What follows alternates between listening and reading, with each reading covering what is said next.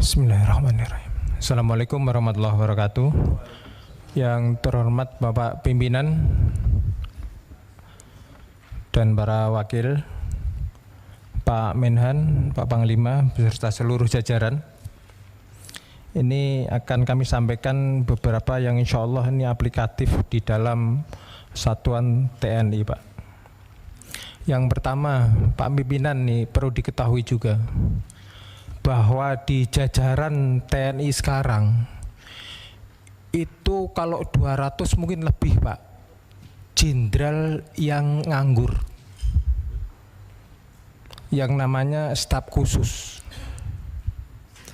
Kemudian di TNI AL, di Angkatan Darat, di Angkatan Udara, itu beliau-beliau itu yang bintang 1 bahkan ada yang bintang 3 itu jadi staf khusus, Pak Pimpinan.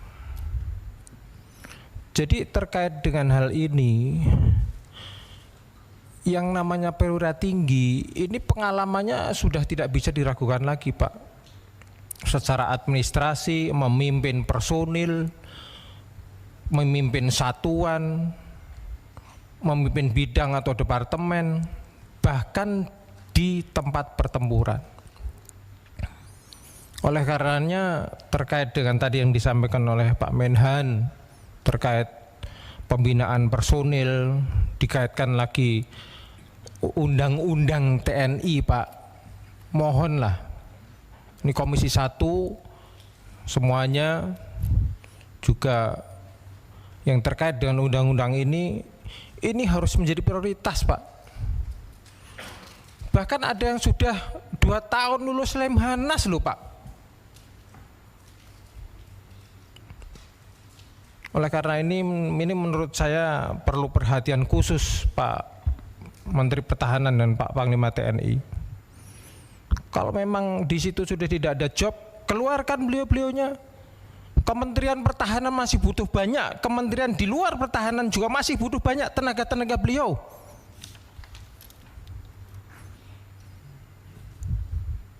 Saya mantan tentara, Pak, pernah jadi bupati.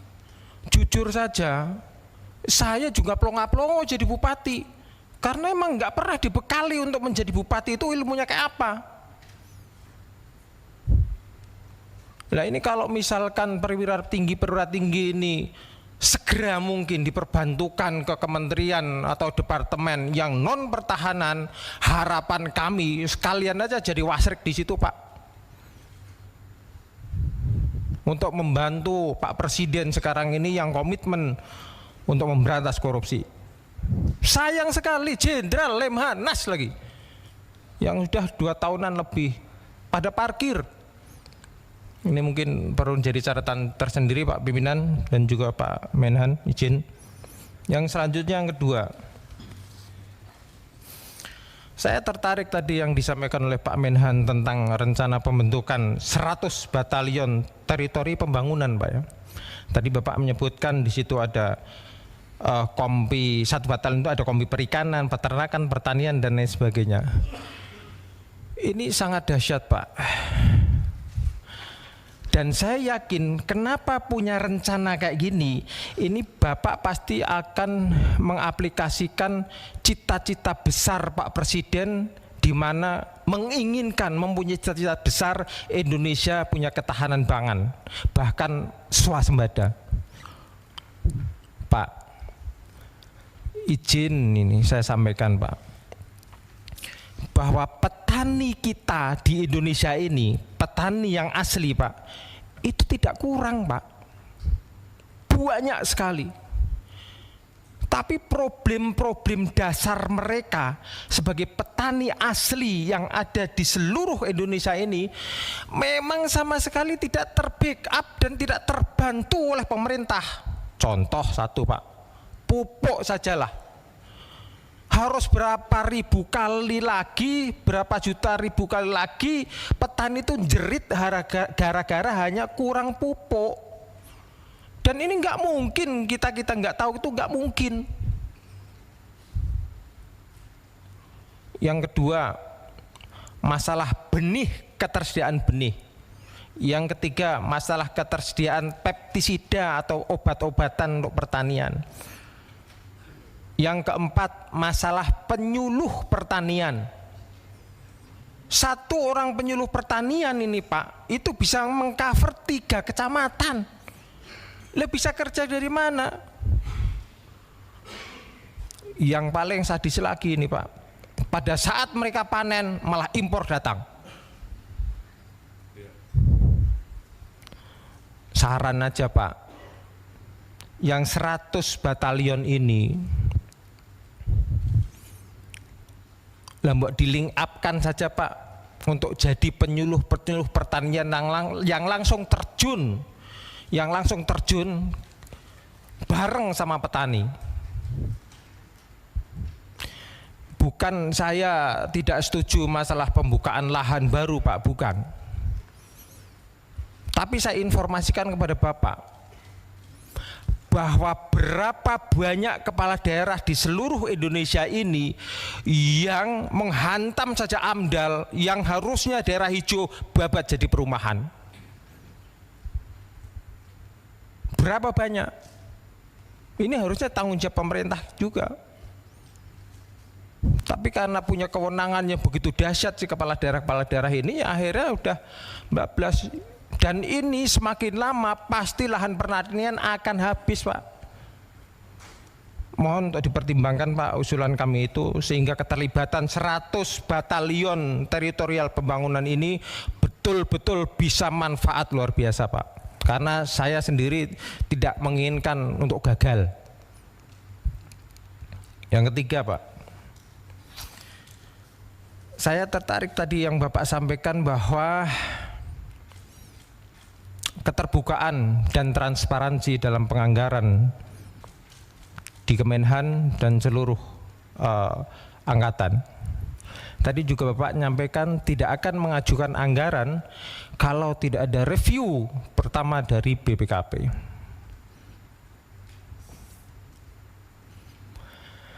Pak, di satuan-satuan bawah unit organisasi, apakah di Kasal, apakah di darat atau di Angkatan Udara, masih banyak Pak peralatan-peralatan yang dongkrok karena kekurangan alat atau tidak bisa merawat. Apakah sudah pernah diadakan pendataan ulang terhadap peralatan-peralatan yang memang melekat dan memang sudah ada itu untuk dimaksimalkan penggunaannya Pak? Sayang sekali kalau misalkan ada anggaran baru untuk beli tapi alat yang sudah ada sendiri yang harusnya bisa dipakai itu malah nggak kepake. Atau bahkan misalkan ada 10 heli yang ada senjatanya cuma 3, yang lainnya belum ada. Kami mohon Pak, mumpung ini masih tahun pertama Pak Presiden juga menjabat, untuk 5 tahun ke depan agar betul-betul diteliti ke masing-masing unit organisasi di bawah Bapak, sehingga peralatan tempur yang ada ini betul-betul nyata bisa terpakai. Jangan sampai yang sudah ada, yang sudah kebeli, ada yang tidak bisa kepakai atau tidak maksimal, malah beli yang baru. Kami sangat mendukung untuk keterbukaan atau transparansi dalam bidang anggaran, Pak.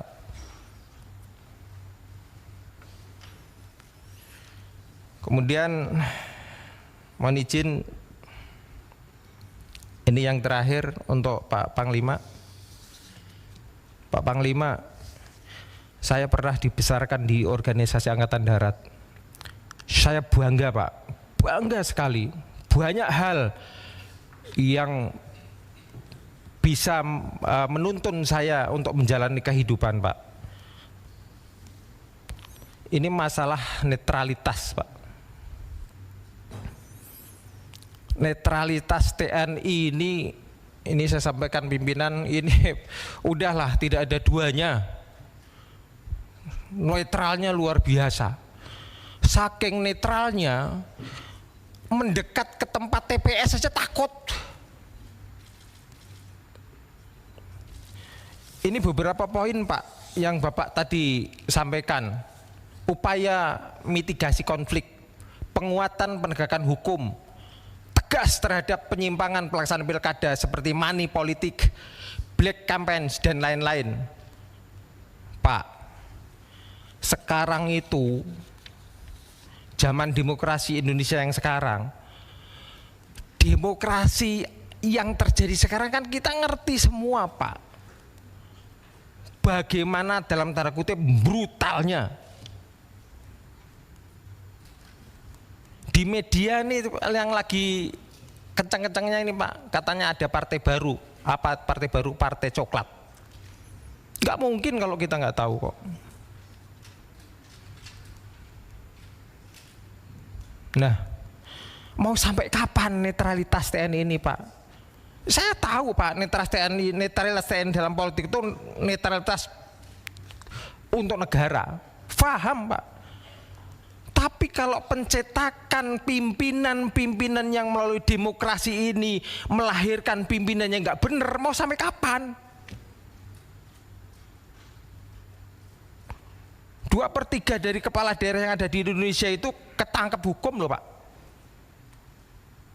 2/3-nya, sisa 1/3 aja karena belum atau mungkin karena nggak keambil. Lah ini sampai kapan TNI netral itu sampai kapan? Kalau netral dalam artian pilihannya silahkan, tapi kalau misalkan sudah di depan mata ngelihat ada penyimpangan, apa undang-undang TNI yang bisa dipegang? Tangkep Pak.